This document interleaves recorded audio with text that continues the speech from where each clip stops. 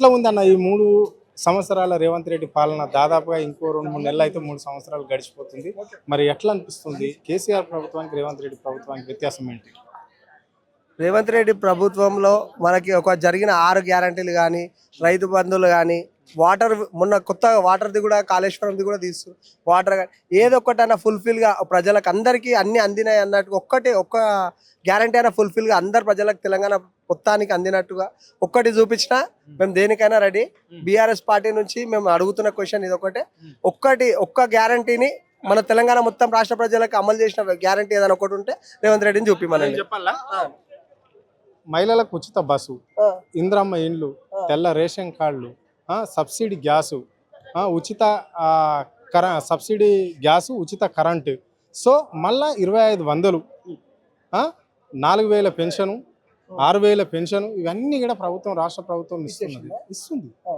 మరి మేము కూడా తెలంగాణలో ఉన్నాం కదా, మాకెందుకు రాలేవు? మాకు ఉచిత గ్యాస్ రాలేదు, మాకు ఉచిత కరెంట్ రాలేదు, మాకు వాటర్ సప్లై సకాలేదు. మరి ఇవన్నీ మేము కూడా తెలంగాణలో ఉన్నాం, బయటికి వచ్చేది ఇక్కడ మాట్లాడతలేం కదా. ఇది సరూనగర్ స్టేడియమే కదా మాది, నేరేడుమెట్ మల్కాజిగిరిలో కరెంట్ వరకు ఫ్రీ రాలేదు మొత్తం అందరికి. 2000 పింఛన్ల వరకు ఇస్తలేదు, ముసలికి 4000 పింఛన్ ఇస్తలే, నిరుద్యోగ మహిళలకు 2500 ఏడు ఇయ్యలే. మీరు ఒకసారి మల్కాజిగిరి మనం చూద్దాం, మళ్ళీ ఇంటికి మనం తిరిగి సర్వే చేసుకుందాం. ఏదైనా గ్యాస్ 500కి ఇచ్చిరనుకో, నేను మళ్ళీ నీకు 1000 రూపాయలు గిఫ్ట్ ఇస్తుంటారు రేవంత్ రెడ్డి ప్రభుత్వానికి. మా నియోజకవర్గం డబ్బులు ఏమనంటే మేము ఇస్తుంటాం. ఇది ఒప్పుకుంటాం, గ్యారంటీగా సవాల్ చేస్తున్నాం. మా గల్లీ అన్న మల్కాజిగిరి మొత్తం కూడా వద్దు, పుట్టి నేరేడుమెట్ బస్తీలో ఎంతమందికి 4000 పింఛన్ ఇస్తున్నా చూపిమని చూసి మీరే అన్నారు కదా, మీరు కూడా చూద్దాం రండి. రైట్. మరి రైతుల పరిస్థితి ఏంటి రాష్ట్రంలో? రైతులు వర్షాలు పడతలేవు అంటే బీఆర్ఎస్ నాయకులను కోసి రక్తాన్ని పొలాలల్లో పారించాలి అని చెప్పేసి కూడా, చిమ్మాలి అని చెప్పేసి కూడా రాష్ట్ర ముఖ్యమంత్రి ఇలాంటి వ్యాఖ్యలు చేస్తుండ్రు. దీన్ని ఎట్లా చూస్తారు మీరు? రక్తం చిల్లించుడు ఏదైనా చేస్తాం, రైతులకు వానలు వస్తాయంటే చెప్తే మేము బీఆర్ఎస్ వాళ్ళం రెడీగా ఉన్నాం ఇవ్వడానికి, రక్తం ఇవ్వడానికి రెడీగా ఉన్నాము. బీఆర్ఎస్ వాళ్ళకి ఇట్లా రక్తం ఇస్తే వానలు పడతాయి అంటే మరి వీళ్ళేమి ఇస్తారంట, మేము రక్తం ఇస్తాం, మరి వాళ్ళేమి ఇస్తారన్న? కాంగ్రెస్ ప్రభుత్వంతో అలా రక్తం తక్కువైందా? ఇప్పుడు నీళ్ళు ఇవ్వడానికి రక్తం ఇవ్వండి, అలా ఉన్న నీళ్ళని సరిగ్గా యూటిలైజ్ చేసుకుంటే వేరే ఎందుకు వస్తాయి ఇవన్నీ? రక్తం దాకా ఎందుకు వస్తాయి? ఈయనకు పాలకం చేయడానికి రాక, ఏ నీళ్ళు ఏడికి పెట్టాలో తెలియక, మా గుర్రం చేసే పని గుర్రం, గాడిద చేసే పని గాడి చేయాలి. ఈయన గుర్రం పని చేస్తాడు, ఈయనతో గాడిది పనే చేయాలి. ఈయన పూరీలు వేయాలి. చెప్పండి అన్న, ఎట్లా చూస్తారన్న? ఇప్పుడు ఈ దాదాపుగా 3 సంవత్సరాలకు దగ్గరకు వచ్చింది కాంగ్రెస్ పార్టీ అధికారంలోకి వచ్చేసి. సో మరి రేవంత్ రెడ్డి పథకాలు ఎంతవరకు ప్రజలకు అందుతున్నాయి, ఎంత ఇంప్లిమెంట్ అవుతున్నాయి? రాబోయే ముఖ్యమంత్రిని, కాబోయే తరానికి నేనే అని చెప్పేసి రాష్ట్ర ముఖ్యమంత్రి గంట పదంగా చెప్తున్నాడు. దీన్ని ఎట్లా చూస్తారన్న? మీరు గడిచిన 2.5 సంవత్సరాలలో ఏ పథకాలు అమలు చేసిన అనేది మీ అందరి మీడియా వాళ్ళకి అందరికీ పూసగొట్టినట్టుగా స్పష్టంగా తెలుసు. జనాలల్లో ఎంత వ్యతిరేకత వచ్చింది, రైతులలో ఎంత వ్యతిరేకత వచ్చింది, కాళేశ్వరం లెక్కల మాట్లాడిన మాటల లెక్కల రైతులు ఎంత ఆగ్రహంగా ఉన్నారో మీ అందరికీ నేను చెప్పనవసరం లేదు, నన్ను అడగాల్సిన లేదు ఆ ప్రశ్న. మీ అందరు అన్ని మీడియాస్లలో చూస్తున్నారు. మీరు ఇక్కడ ఎందుకు టార్గెట్ అవుతున్నారు బీఆర్ఎస్ నాయకులు మరి రాష్ట్ర ప్రభుత్వానికి?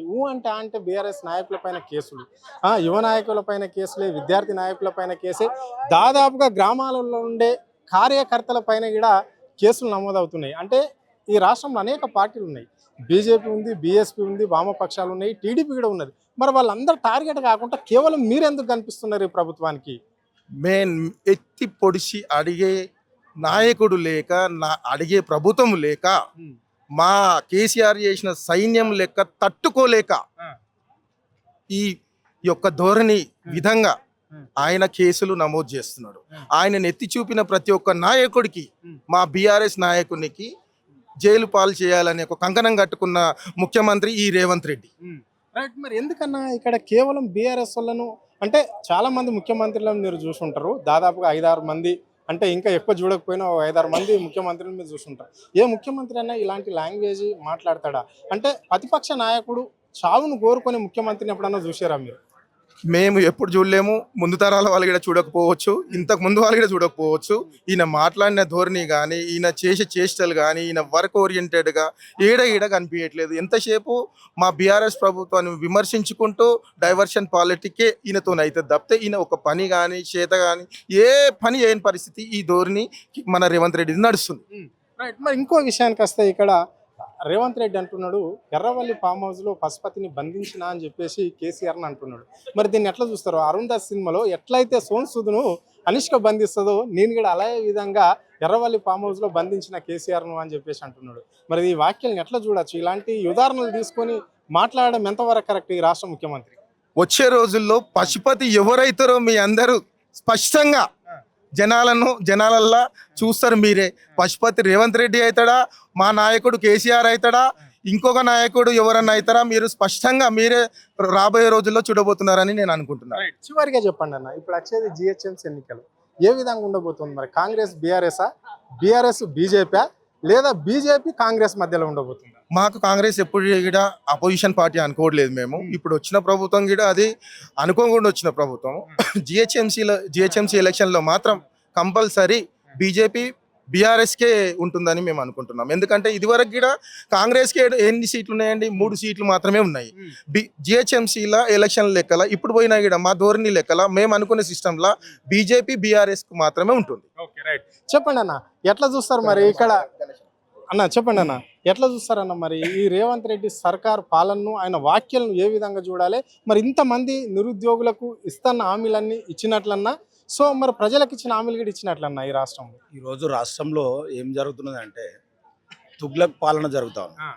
తుగ్లక్ పాలన అంటే మరి గతంలో అప్పుడు రజాకర్ల జమానాలో అట్లా జరిగిందని పెద్దలు అనుకుంటా ఉంటారు.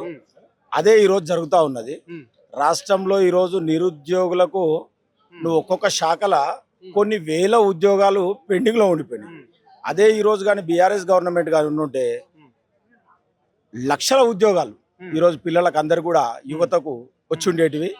అవి రాకుండా ఈయన చేసేది ఏంటంటే కళ్ళబొల్లి మాటలు చెప్పి కాలాన్ని గడిపి 34 వరకు నేనే ముఖ్యమంత్రిని అంటే ఒకసారి గుర్తుంచుకోవాలి. అలా ఉన్న మినిస్టర్లు అందరిని ఒక దగ్గర కూర్చునబెట్టి వాళ్ళతో ఒక్కసారి చెప్పిమనండి, 34 వరకు నేనే ముఖ్యమంత్రిని అని చెప్పిమనండి. ఒక ఆయన ముఖం అక్కడ పెడతాడు, ఒక ఆయన ముఖం ఇక్కడ పెడతాడు. వాళ్ళ లోపలనే సఖ్యత లేదు. దాన్ని ఏదో కప్పిపుచ్చడానికి జనాల లోపల నేను 34 అని చెప్పుకుంటున్నాడు. ఇంకోటి కూడా గుర్తుంచుకోవాలి జనాలందరూ కూడా. మొన్నదో చెప్తున్నాడు 1-1-7 అని. పక్క రాష్ట్రంలో జరిగింది ఒకటి, మీ అందరికి కూడా తెలిసి ఉంటుంది. పక్క రాష్ట్రంలో ఆల్ క్లియర్ అన్నాడు, ఆల్ క్లియర్ అయింది. ఇది కూడా సేమ్ అదే, ఈ సినిమా కూడా సేమ్ అదే సినిమా.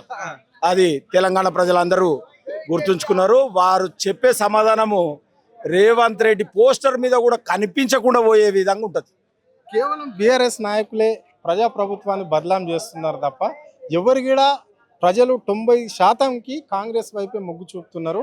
కేవలం హరీష్ రావు, కేటీఆర్ల మోచేతి నీళ్ళు తాగే వాళ్ళు మాత్రమే బీఆర్ఎస్ పార్టీ నాయకులు బదలాం చేస్తున్నారు కాంగ్రెస్ పార్టీని అని చెప్పేసి రాష్ట్ర ముఖ్యమంత్రి గంట పదంగా చెప్తున్నాడు.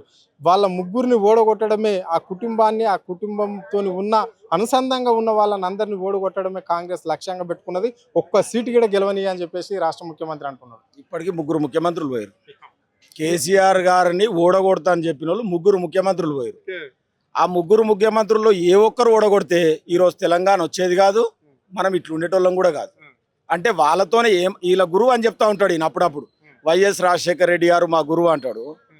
వైఎస్ రాజశేఖర రెడ్డి గారే తెలంగాణను అంచేయలేకపోయిండు, ఆ రోజు కేసీఆర్ని అంచేయలేకపోయిండు. మీ ఢిల్లీ మెడలు వంచి ఆ రోజు తెలంగాణ సాధించిండు. వాళ్ళ మెడలే వంచిన తర్వాత నీ మెడలు వంచడానికి పెద్ద కథనా? చెప్పండి. నీ మెడలు ఎట్లాగో వచ్చే 2 ఏళ్లలో వంగిపోతాయి, దానికి ఎందుకు పెద్ద ఆర్భాటం?